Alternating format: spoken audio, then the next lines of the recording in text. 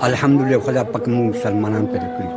بیا د نبی رسول امت کې پیدا کړو بیا دا ټول عظیم شان کلیمه زموږ نشو لا اله الا الله محمد رسول الله د کلمې معنا دا چې نشته لایق دی عبادت به څوک یوازې الله دی محمد رسول الله دا الله پاک رسول دی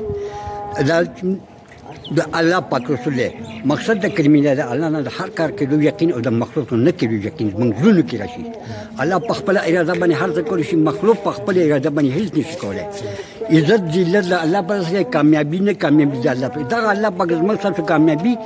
نه په ملک شته نه په وزارت کې شته نه په صدارت کې شته زموږ سره کامیابی پورا دین کې شته پورا دین کې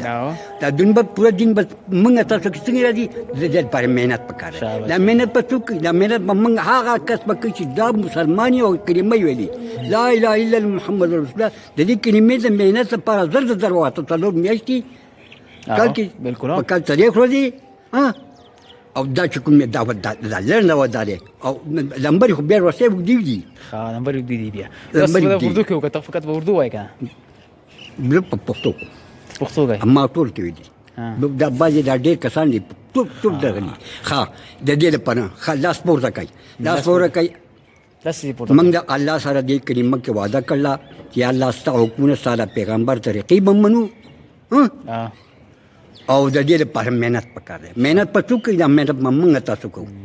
بیا دا تبلیغي کار نه نو مولا کار نه دا زموږ د ټول مسلمانانو کار چې د چا دا کلمه ویلي شاباش موږ دا خبره